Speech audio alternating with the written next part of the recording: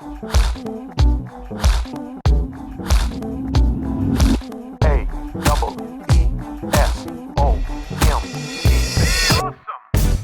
want to meet you. I want to meet the you inside of you. The you inside of you that will not be denied. The overlooked you, the disrespected you.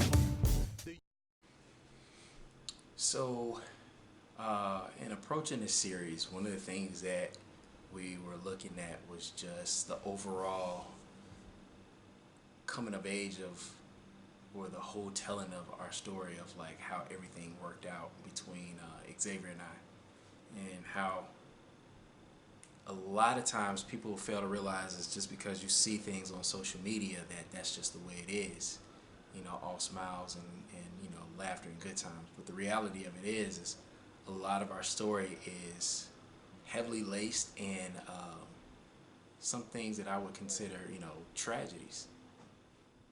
I know some people will look and be like, tragedy as far as what?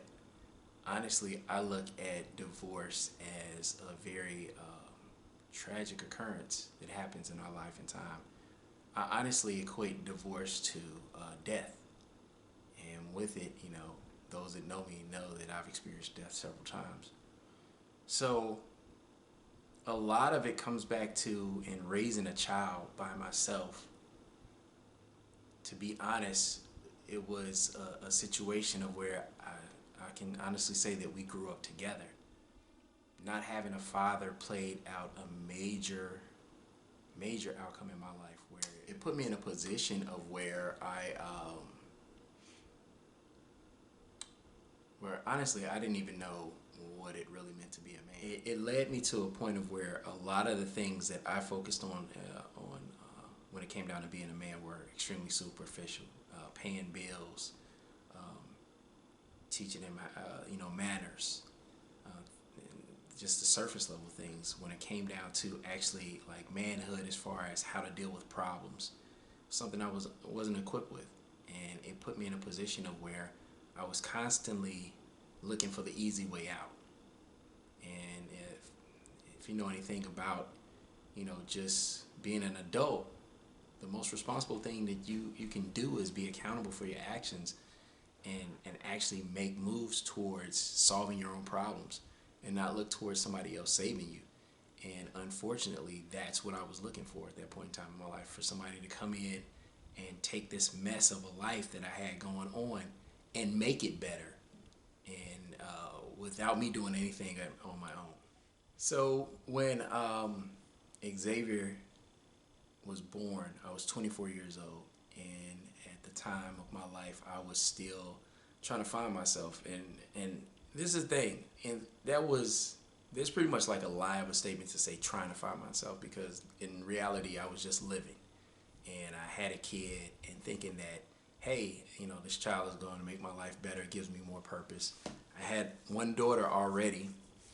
And technically, I look at it like I had two, because Xavier has a sister that's 2 years older than him, and I was helping raise her at the time. And the whole thing for me was just taking on the responsibility of being a father from the financial aspect of it. And then as time went on, things kind of grew and changed for me, where I started seeing, okay, I had to play more of an active role in it. Again, my example of men were nothing more than my grandfather, uncles, cousins, and those individuals that you encounter like through school. I wasn't involved in any extracurricular activities per se outside of church, so my scope of what manhood looked like was nothing more than just those individuals that were either providers or those that ran from their responsibilities, those that were, the womanizers, the drug abusers, the alcoholics. This is what, my community looked like at the time. So I knew for a fact that I didn't want to expose him to those things, and I wanted him to have better than what I had. And when I say that, I'm not taking a swipe at my mom or anything that she did for me. She'll tell you in a heartbeat she did the best she could. And in hindsight, I can't judge her best. I will say that, like, when I look at it from the standpoint of where I am as a father today, sometimes our best isn't enough, and we actually have to rely heavily on outside resources. And for me, it was a thing of where, like, it was a lot going on in my childhood. As far as outside things that we were exposed to at a very young age, where still to this day I question, like, well, what made that okay? And that even comes down to some family members. And I will say this, when it comes down to family, sometimes in raising our kids, we have to withdraw them from that and limit their access to the negative aspects of our family. And that's nothing but, it's not knocking them. It's just a reality where, like, I just know for a fact that some of the things I grew up seeing, they did way more damage than they did good for me in my life. Whether they've been, anything from pornography down to just some of the day-to-day dysfunctional relationships. So Xavier was about 4 years old when his mom and I got divorced, and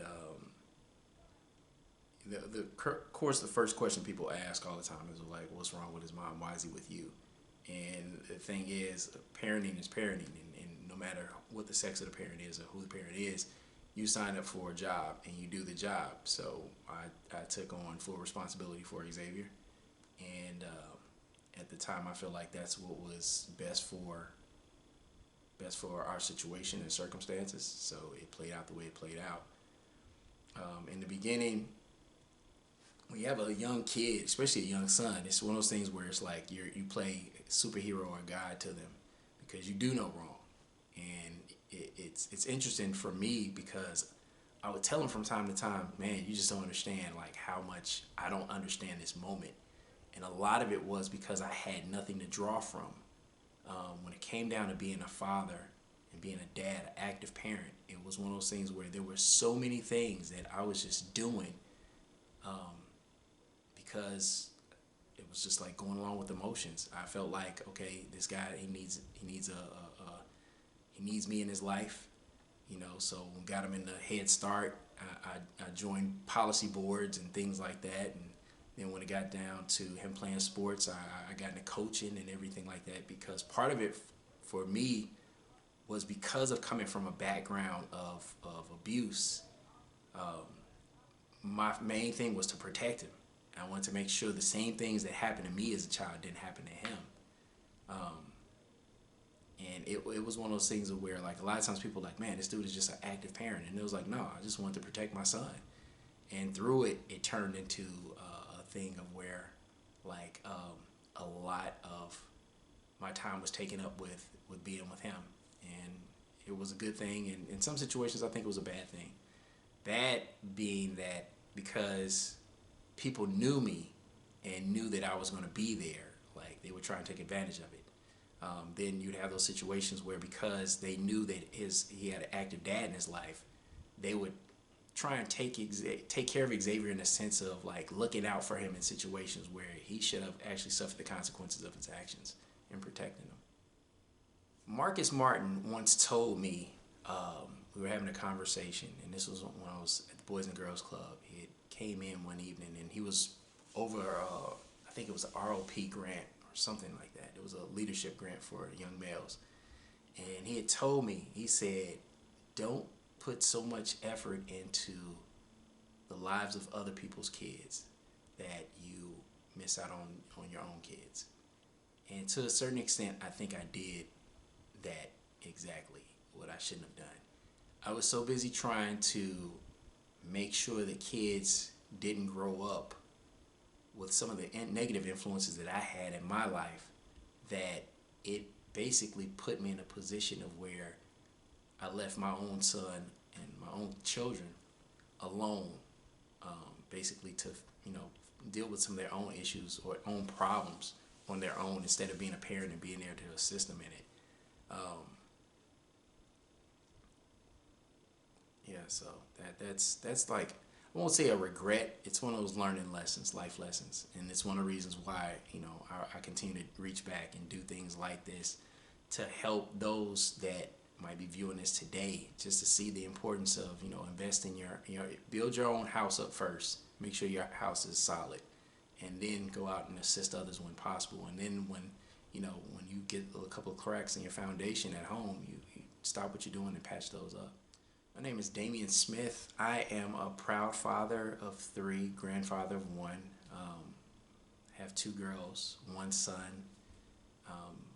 The bulk of my life has been being a parent.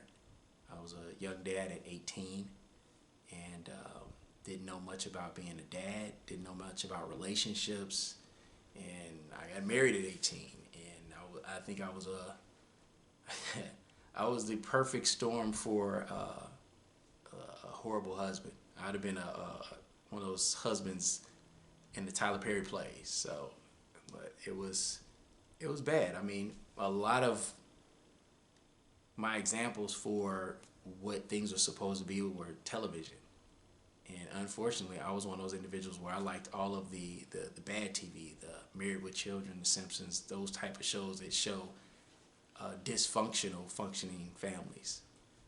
And when it came down to it, I was raised in a single-parent household. It was my mom, my sister, and myself. And in hindsight, looking back on my mom, and this isn't a knock to her, but I think there was a lot of need for help in raising 2 kids. And unfortunately, she had that stereotypical strong black woman mentality of I'll do this on my own. I don't need no man. And that's something that I remember her saying. Well, I do it myself, and I get it. But in the bigger scheme of things, when it came down to the little things like child support, which she never really pursued, or even when it came down to like making sure that the relationships with her children's fathers was available to them, it didn't really happen. Now, for me, it was a different set of circumstances. I'm what you considered a textbook definition of a bastard. I knew of my father, who still is in denial to this day that I'm his child, and I'm fine with it now.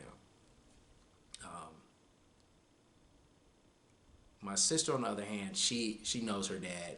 They have a relationship, whether it be together or broken, but they know of each other and everything like that. So it's one of those things where it makes a difference tremendously, because at least you can have an idea of where you come from, what you come from. I had a relationship with my father's mother. Loved that woman to death, and it was pretty much one of those things where it wasn't enough. It just gave me a little bit of insight into where I came from. Great woman. Still to this day, I love women that are like her. And that was those old feisty women that are cussers and smokers and drinkers. Love Marvin Gaye. I miss her dearly. But it's one of those things where it's like I look at just that bridging of the gap of knowing where you come from, your family history, all those things, and it's pretty much where I don't have that. So it's just me.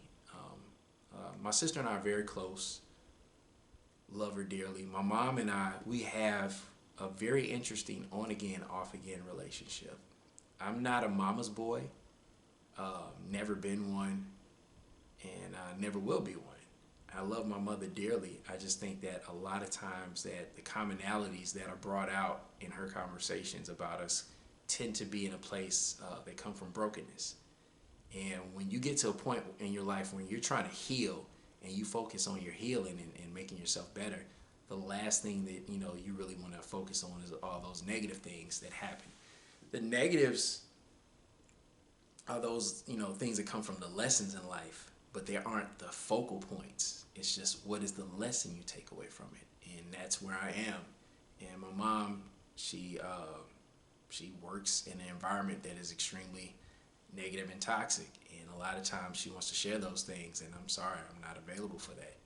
And I had female friends that are like, that's mean, that's cruel, you shouldn't be that way to your mom. And it's one of those things where it's not intentional. It's just one of those things where I know my threshold of pain, and I know the things that I can deal with and those things I can't. So It's one of those things where it's like in your life you have to take control of those things. So in my life, that's what I'm doing. And I reach out to her and we talk from time to time, and then normally or occasionally she'll bring up something that's going on in that world that she works in, and again, it's too much for me. So I try and stay in my lane. Growing up, I could never lie and say that it was all bad. I lived a life filled of fantasy, and a lot of my fantasy started from a very young age. I can remember, I think it started off with Spider-Man, then Batman, and those were my two key superheroes that I like just in my mind. That's who I was. Just walking around, shooting webs or taking towels and making them into capes and things like that. But there was always this void in my life, and I felt like no matter what, I was always reaching for. I just had this desire to know about who my father was, and it was one of those things where I remember time and time again, like really wanting to connect. And I was thinking like, man, this dude is probably somewhere thinking about me, and my mom is keeping me away from him, and here it is, this dude is probably like literally sitting up somewhere trying to figure out how can he get to his son. And that's the way I felt, and a lot of it came from that void, because as I looked around, my cousins had their dads, my friends, they had their dads in their lives, and here it is.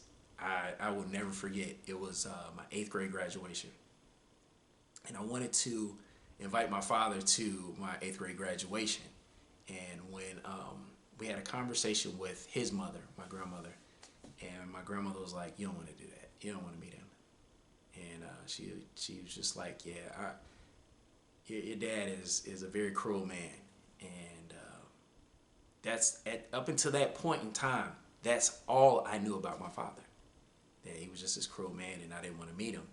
And I kept pushing the issue. And I remember my mom took me to his house and putting the graduation invitation in the mailbox.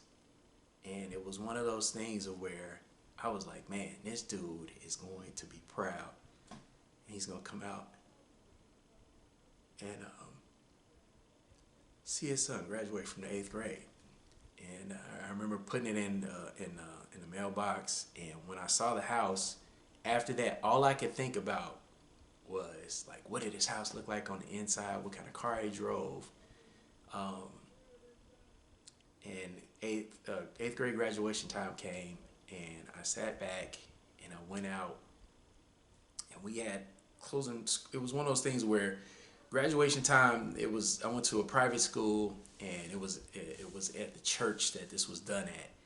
And here it is. I'm on the stage, and we're singing and everything, and I'm looking at everybody in the audience, just trying to see if this individual that I had never seen before, if there was somebody that could remotely look like me, and thinking like, man, is that my father? Did he come? Did he even get the invitation?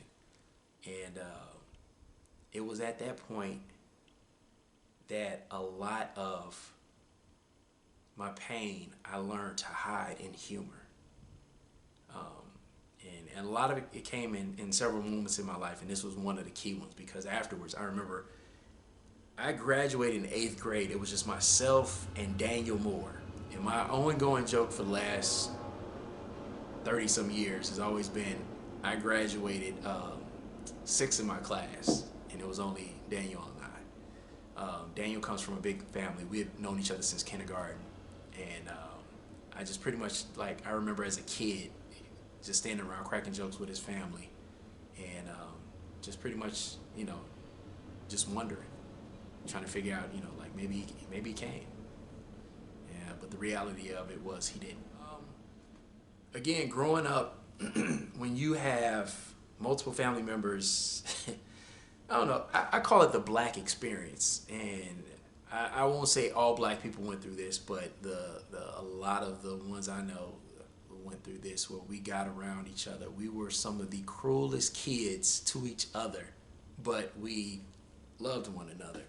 And I think that faux love, or that pseudo love, is prevalent in our lives today when I look at my family dynamic and how we don't get together. And a lot of it came from a toxic environment when we were kids, of things that were allowed to take place without being checked. Part of it was nothing more than like, because it was known my sister and I, didn't have our dads in our lives. That was like an ongoing joke, where we'd be sitting around joking on each other, and then the final straw for me was always, well, at least I know my daddy, or they'll say that to my sister, well, at least I know my daddy,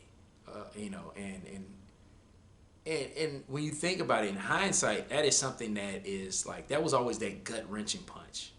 I've been one to always play the dozens as long as I can remember, and tell jokes. And it was a thing of where, to me, there were certain things you didn't joke on. There were certain things that, like, all right, this is the area where it's too far. You steer clear of those things where it's like, okay, that's an easy target thing. It's like if you're joking with somebody that has a disability, I would never joke on their disability. We talk about everything else. Now, when I'm saying this, I'm talking about like actually actively going back and forth. But it was one of those things where, like, growing up, that was something that played out even in front of adults. And again, it went unchecked. And I think back, like, now, the effects of it were there. It was very prevalent, and just the hurt. I don't think that as kids we truly understand, but at the same time, I think that we learn from adults, because in some situations, I know that that's the only way they knew the information they knew came from adults. And it happened with me as well. I have a family member that, as long as I can remember, we would talk about them being a homosexual.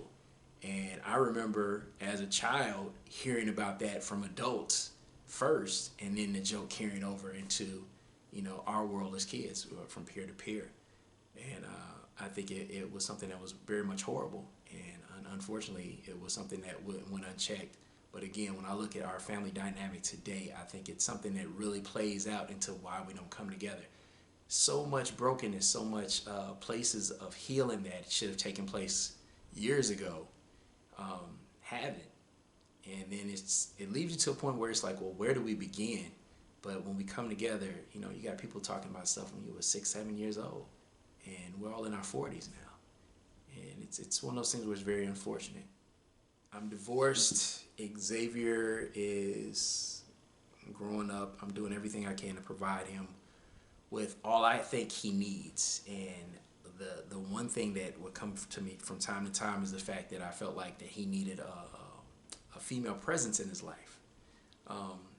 His mom moved back to Alabama, and it was a thing of where I felt like, in order for him to become a normal adult, he'll need the presence of a woman in his life. And unfortunately, I had the worst I had the worst selection of women. And it's nothing against them. It's just, you'll meet people where you know for a fact that you shouldn't be together. And unfortunately for me, my thermostat was always too high, where it's like I just would pick individuals where it was like, not only should I not pick them to be in my life, but most definitely not to be in mine and my child's life, or the life of my children. So went through a string of just bad relationship choice after bad relationship choice. And one of the things that nobody realizes is when you pull your kids into it, they're involved in it as well. So they're part of that process. Like I talked about the death of a relationship, they're involved in that death as well, because if they've got kids and you got your kid around theirs and the relationship comes to an end, that comes to an end. If they've been around other family members or people that have really taken on to them, that comes to an end as well.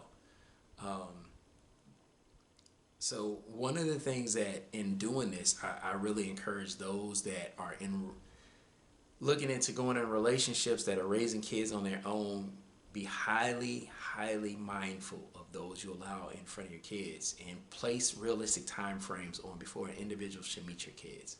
And I say that because it's like, you really want to make sure that you know what you're getting into before you just basically push your whole family into an environment that could possibly lead to some very, very bad things.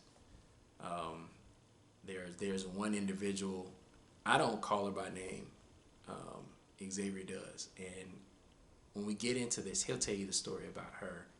But it was one of those things where, like, even my oldest daughter, when it came down to it, she told me, like, once the relationship was over, she was like, when you all first met, she was so nice to us, but as time went on, she was just mean. And I think what it was she was mean all along. I think that, you know, like they talk about in relationships, that a person will send their representative first, and that's what it was. Again, I'm not here to knock anybody. It's just, it is what it is. And sometimes that we have to just say, hey, you know, I fucked up. I fucked up and I chose wrong. And I apologize to them about that.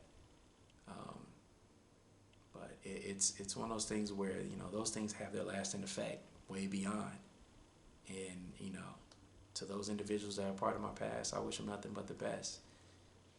You know, those that were, you know, were cool and we recognize that, hey, this shouldn't be, that's where it is. But those that were, you know, who they are, you know, you can tell whatever story you want to tell, but unfortunately there are other individuals that were affected by the madness, and they know the truth. Xavier is a great,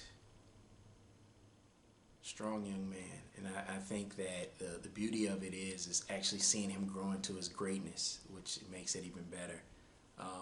Over the years, I've had the pleasure of coaching him in basketball and being around him in that world. And, you know, other people recognize him for who he is. Just like any of us, you know, at that age, it takes some time for us to figure it out, like who we are and what we have in front of us, and, you know, what we're to do with all of that we have, you know, thrown upon us. The beauty of it is like seeing him grow. It's like we've gone through some serious things, from fighting to drugs to just us coming back together. He would live with my mom for a while because of some things that took place within my last marriage. And it was one of those things where through it all, I really wanted that relationship with him. And the funny thing is, the individual I was married to tried to, they didn't even try. They basically blamed me for all the problems in their life that existed before I came into their life. And the long story short is this: you choose wrong, you get wrong. I chose wrong, and I got every bit of wrong I deserved. But through it came the awakening, came the aha moment in life, and it actually brought Xavier and I back into each other's lives the way things should be. And through it, we actually came to a point of where we traveled this country together, and things grew so much to the point where it's like now he'll be going away soon to do his own thing. But, you know, the fact that we were able to come together and sit down for this project and talk about our lives with the intent of helping others that have, you know, father-son relationships or just relationships between parents and kids, and looking at some ways of just how do you overlook, you know, the wrongs and allow a kid that space to actually make mistakes so they can find out who they are. And that's why we are here doing Finding Us 7600. Okay. Here we go. I'm going to tell this story, and it's actually one of those things of where it was a crazy situation that happened. I'm actually, what was I? I was in Gary. I stop at this Dunkin' Donuts, and I'm on the phone with my sister at the time. I had a Bluetooth in my ear. I'm sitting there, and I see my father pull up, and I said, "Hey, I'm telling her, yeah, my dad just pulled up here." And she's like, "Oh, really?" It's like, yeah. And at this time, I think my sister and him had words because of some mess that he had pulled one time, calling himself, trying to tell, at the time, my second wife, no, not second, that was my third wife. He tells her that, that he wasn't my father, and he knew who my real dad was, and just all this other crazy stuff. So my sister didn't like the fact that, you know, if you love someone, you don't go out of your way to tell them anything that will hurt them. she's a loyal person. That's just who she is. And so I'm going into Dunkin' Donuts. He's in front of me. He places his order. And I'm at that point in my life where it's like, honestly, I'm like, hey, I've lived all these fucking years without you. Don't need you now. I'm good. And standing in line, he turns around and he goes, hey, aren't you that guy from that TV show? And I explained it to him. I was like, yeah, that's some stuff that was done like years ago, and they still rerun it. And he goes, oh, okay. He says his name and sticks his hand out to shake my hand. And I say my name. And I knew, like this is that moment where, some people's minds, it's like it's going to play out like a movie or something like that. But it was crazy when I grabbed his hand on purpose and I said my name. And he snatched his hand back and got his things and left. And that pretty much sums up, the relationship or lack thereof that I had with my father. It was one of those things where to him I wasn't his child. And I'm fine with it now in life, but it was something that I wrestled with for many years. I found out later in life that I have 2 older sisters, and I have a set of twin brothers that are, I think they should be 40. Yeah, they turned 40 last year. But again, that family dynamic of just everybody's in their own place and space. And in situations when I think back on it, when in the Bible it talks about the sins of the father being, cast down to his future generations. And that's where it is for me and my family. I look at it where it's like bad decisions were made here and they flow straight down the road. And, the whole thing in it with us doing this podcast, YouTube channel, whatever, it was nothing more than us having necessary conversations to bring an end to what some would call a generational curse, or I call it just the curse of foolishness. Certain things you don't want to pass on to your kids. Broken relationships are one of them. And unfortunately, I mastered being broken and connecting with broken people. The funny thing is, everybody loves to act like they got it all together, but then when you really get down to the root of things, everybody's going through something.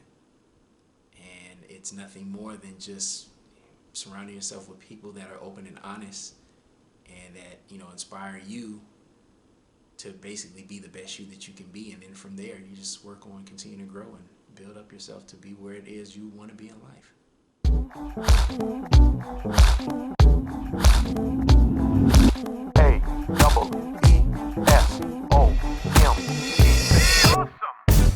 I want to meet you.